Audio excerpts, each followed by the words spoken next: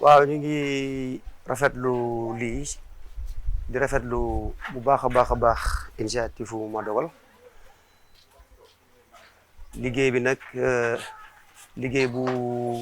doy waar la mais liggéey bu am solo la ci xale yi ndax lii rafle woon nañ ko trop ci dëkk bi rafle woon na fi trop ndax jamono jëlee ñun weesu soxla woon nañ ko fi lool waaye comme yàlla dogal na Ma Dogal ñëw na indi benn initiative bu rafet wooñu pour ñu ànd ak moom liggéey te nit ki amul lu dul idée bu rafet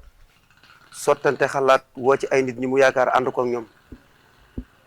te danañ ci jàpp comme que si que suñu yëf la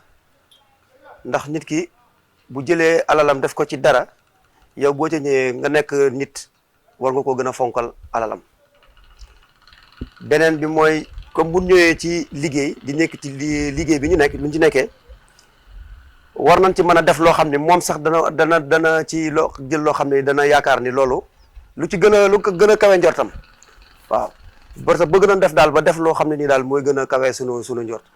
ñi ngi ci liggéey bi wax dëgg yàlla danoo mënewul wax nag danoo mënul wax wallahi moo tax affaire bi demee nii waaye ñi ngi sàkku ci ñaan daal bu baax a baax ci kilifa réew mi ak ñi fi nekk kilifa kii yëpp ñu sànni ñu ñaan bu baax jàppale ñu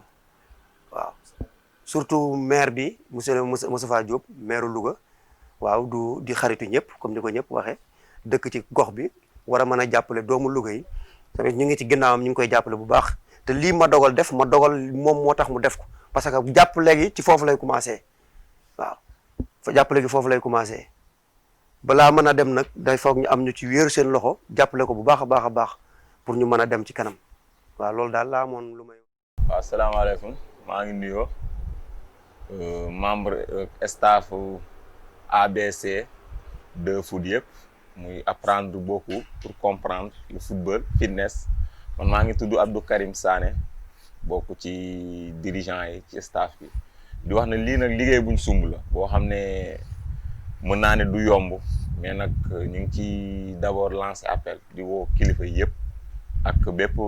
sportif bu nekk ci doomu réew mi quartier Kër Sëñ Louga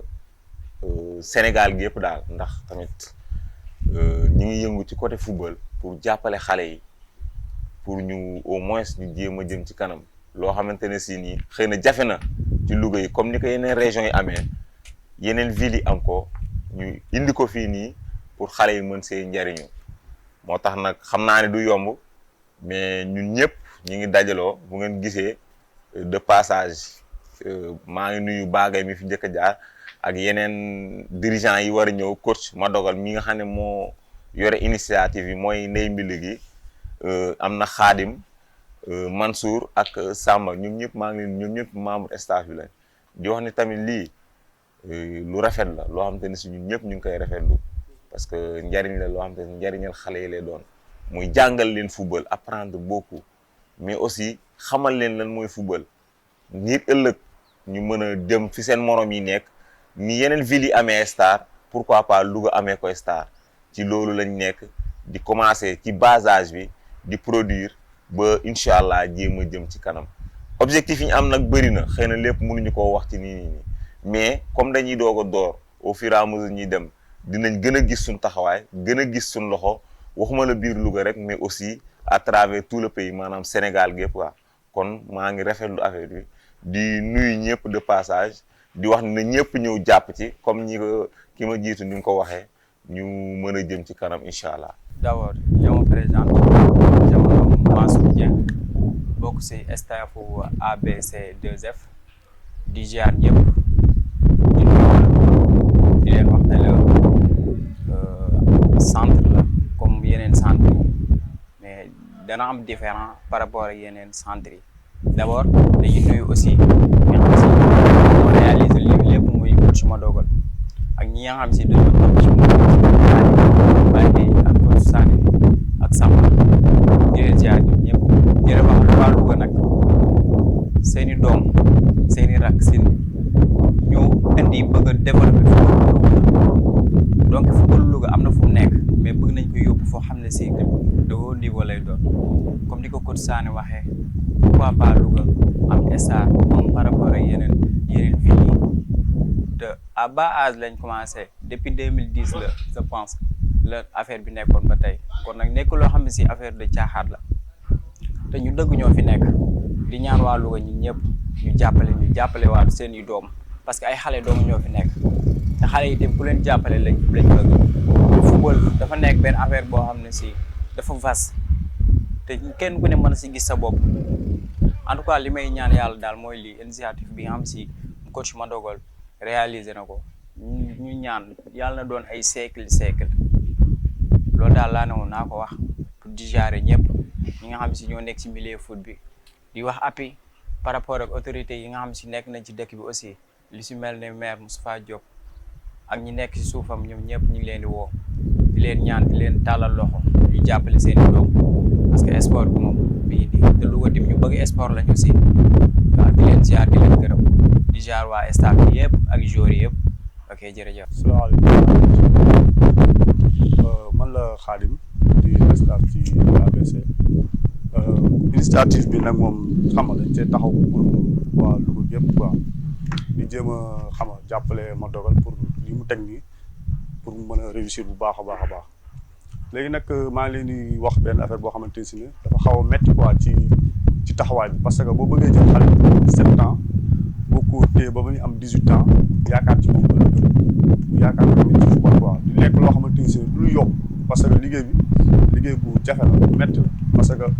chaque instant yaa ngi yeewu 6 heures du matin nekk ci terrain bi ak xale yi di góorgóorlu te lépp Madogal taxawal ko bëgg cee jàppale di ñaan tamit xam nga autorités yi nekk Louga ak borom daraja yi kilifa yi yëpp ñu jëm ci taxaw parce que lii nekkul lu yomb quoi nekkul lu yomb. Asalaamaaleykum. Bonjour, je salue toute la population lougatoise. Je me présente, c'est Madogal Diop. Je suis le responsable de l'académie ABC2F. ABC2F se trouve à Louga. Son siège se trouve à Kassandouga plus précisément. Donc, c'est une académie qui fait à la fois le football et le fitness.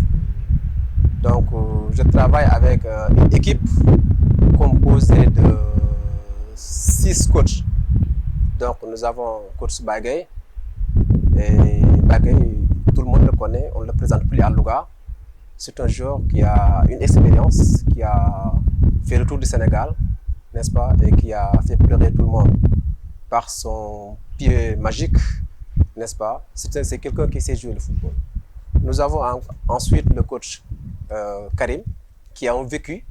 n'est-ce pas, qui est un pionnier, n'est-ce pas, de l'équipe de garage, qui a fait un exploit, n'est-ce pas, la saison passée. Il y a également le coach Samba, qui est également un professeur de PS au lycée de Darmoussi, n'est-ce pas. Il n'est pas là ce matin, il est empêché, il est pris par le boulot. Il y a également les 2 jeunes joueurs, Mansour Dieng et Khadim, qui sont là, n'est-ce pas, pour le bien de la structure. Donc,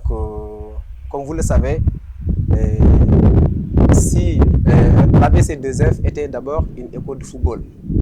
qui est née depuis 2012, mais érigée en académie en fin 2019. Et si nous osons créer cette académie,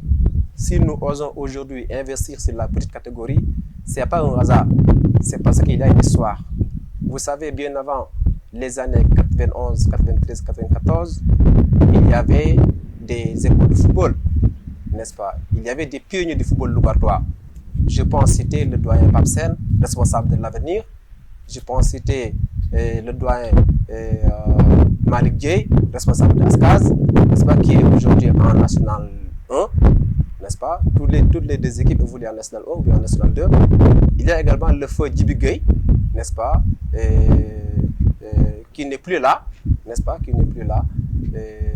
Donc, que Dieu l'accueille dans son paradis. Donc, ces gens-là que je viens de citer, ils étaient incompris dans leur rôle. Parce que leur objectif, c'était de booster, n'est-ce pas, le football lougatois à travers la petite catégorie. Ils ont tout fait. Ils n'ont pas réussi à 100%, mais ils ont posé des jalons, n'est-ce pas, et ces jalons-là ont porté des fruits aujourd'hui. Pourquoi ils n'ont pas réussi à 100%? Parce que peut-être, quelque part, les moyens ne suffisaient pas, ou bien ils étaient incompris dans leur rôle. Mais en tout cas, leur travail a porté des fruits aujourd'hui. Mais ça ne suffit pas. Ça ne suffit pas parce qu'aujourd'hui, les jeunes Lougatois qui évoluent dans les grands clubs internationaux comme le Barça, comme le Manchester, comme Liverpool, on les compte au bout du doigt. Et donc, il y a une nouvelle donne. Nous, notre présence aujourd'hui, notre objectif aujourd'hui, c'est de changer, n'est-ce pas, les choses. C'est de former, encadrer, accompagner, n'est-ce pas, des joueurs qui, sous peu de temps, vont évoluer, n'est-ce pas, dans ces grands clubs que je viens de citer. C'est notre objectif, nous y travaillons. Et nous savons qu'on ne peut pas réussir ça sans, n'est-ce pas, le soutien des autorités lougatoises, sans le soutien de la population lougatoise. Donc nous lançons un appel à tout le monde, parce que cette académie qui fait à la fois le football et le fitness est là pour tout le monde. Donc nous avons, n'est-ce pas, plusieurs catégories, n'est-ce pas, des U6, n'est-ce pas, jusqu'à U17. Et nous, comme ça, comme je viens de le dire, nous allons faire notre mieux, n'est-ce pas, pour que nous arriverons, n'est-ce pas, à satisfaire nos objectifs. Merci beaucoup. Assalamu alaikum mbokk jullit yi ñoo ngi nuyu waa Louga waa Sénégal waa àdduna bi yëpp maa ngi tudd Madogal Diop nekk enseignant professeur d'éducation physique au lycée de Thiamène di responsable ABC2F. ABC2F académie la boo xamante si ni ñu ngi juddu 2012 école de football la woon léegi nag ñu soppi ko def ko académie centre de formation, n'est-ce pas. Donc centre de formation la boo xam si ni day def football day def fitness ñaar yooyu lay def. Siège am mi ngi nekk Kër Sëñ Louga biir Louga la nekk ci liggéey bi nag ñu ngi ci ànd ak suñ ay naataango ku ci mel ne Baye Gaye dëkk penc yi nekk jour boo xam si ni tey jii xëy na dooleem matatu ko mais jamono bi mu football kenn ku nekk Sénégal xamal nga ko. Donc am na ñu bëri ñu jooyloo ci tànkam bu neex boobu. Am na fi aussi Abdou Karim Sané voilà nekk joueur am vécu ci football ba pare nekk capitaine u Médina Garage. Am na fi également le coach Sambou Diouf professeur d'éducation physique au lycée de Darou Moussi tey dafa am empêchement moo tax ñëwul. Am na fi coach Khadim ak coach Mansour Dieng ñoo xam si ne ay jeunes lañ ñoo gën a tuuti ci staff bi te ñoom ñooy jàpp ci liggéey bi. Donc ABC2F nag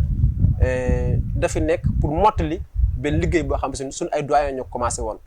Mën naa ci wax ko mel ne doyen Pape Sène moo yoroon avenir ba léegi mi existé mi ngi évolué, n'est-ce pas, en national 1 ou en national 2. Am nañ fi le doyen Malick Dieye responsable de ASCAS ba léegi mi ngi ci évolution bi continue son petit bonhomme de chemin. Am nañ fi aussi le feu Djibi Gueye tey ji yàlla na ko yàlla yërëm mi ngi ci dëgg ñi ngi ci fenn ñoom am na liggéey mun jotoon def te liggéey boobu am na ay fruits parce que jeunes yu bëri tey ci ñoom bu ñu nekkee en Ligue 1 wala en Ligue 2 wala ñu génn extérieur dem ci football tubaab bi c'est parce que liggéeyu ñoo tax ñu ngi koy rafetlu vraiment liggéey bu rafet la. Mais nag am na lu ci manqué li ci manqué xëy na ñoom jamono bi ñu koy def population bi da leen comprendre woon wala boog moyens yi demul woon noonu mais lu ci mënti xew seen moyens yu tuuti yooyu ak leneen ni population bi doon ñàkk a comprendre def nañ fi mu mën ba tey ji am na fu ñu jëlee football bi am fu ñu ko yóbbu li ci des ñoo ko boole ñoo ko war a eggale li ñu ci eggale mooy dañu gis ne ci club yu mag yi lu ci mel ay Real ay Barça ay Liverpool boo dee compter jeune yi dëkk Louga yi football foofu du bari comme du bari nag ñun dañ ne ñun foofu la ñuy teg baar bi ce que grand yebale woon dañ koy jëlee foofu teg ko fenn fu ko gën a kawee former ay jeunes accompagner leen encadrer leen def ci ñoom li war fexe ba yëkkati seen niveau ba mu tolloog niveau tubaab yi ban mën a signer nekk des professionnels bay football dans les clubs, n'est-ce pas, waa Louga di ko kontaane di représenter waa Sénégal partout loolu mooy suñu objectif mënuñu ko matal nag tant que waa Louga jàppuñ ci ñu ngi ci woo le maire Moustapha Diop ñu ngi ci woo le maire Mor Sylla ñu ngi ci woo toutes les autorités yi nekk ci biir Louga di ci woo tamit waa Louga yëpp ñu ñëw jàpp ci liggéey bi lu kenn man ñaar moo ko dàq kon li ñu sumb nii ñu ngi ñaan ci yàlla eggale ko ci jàmm, n'est-ce pas, mais tamit yaakaar nañ ci population lougatoise bi ñëpp woo nañ ñëpp ku ñëwul sa kër tamit xamal na woo nan la te xam na ne ñoom rek ñoo ci mën a jàpp pour que lii avancé te lii du yem fii lii ñun ñoo ko commencé mais dañoo jàpp suñu sët eggale ko incha allah rabbi loolu leen jàpp ñu ñoo commencé mais dañuy jàpp suñu sët eggale ko te fépp fu centre de football di egg incha allah ñaan nañu yàlla egg fa kon loolu leen wax population lougatoise bi ngeen comprendre que noonu parce que tey jii Barça ñi ko commencé woon ca ba muy door muy supporter ya muy coach ya muy joueur ya ñoom ñëpp ñu ngi ci biir suuf léegi ñeneen a yore Barça te Barça boo liggéey ñeneen ñoo koy yoreti ABC2F c'est comme ça dañuy def football dañuy def fitness ñun ñoo ko commencé mais dañuy ñaan suñu doom suñu sët egg la ko ba seen sët ak sëtaat egg la ko mais aussi lépp luy trophée bu nekk ci àddina jëm ci wàllu fitness jëm ci wàllu football ABC2F jël ko te suñu objectif yëm la foofu da gën élargir parce que centre de formation la complexe sportif la donc ñu ngi ñaan yàlla dimbali ñu ban mën a eggale loolu jërë ngeen jëf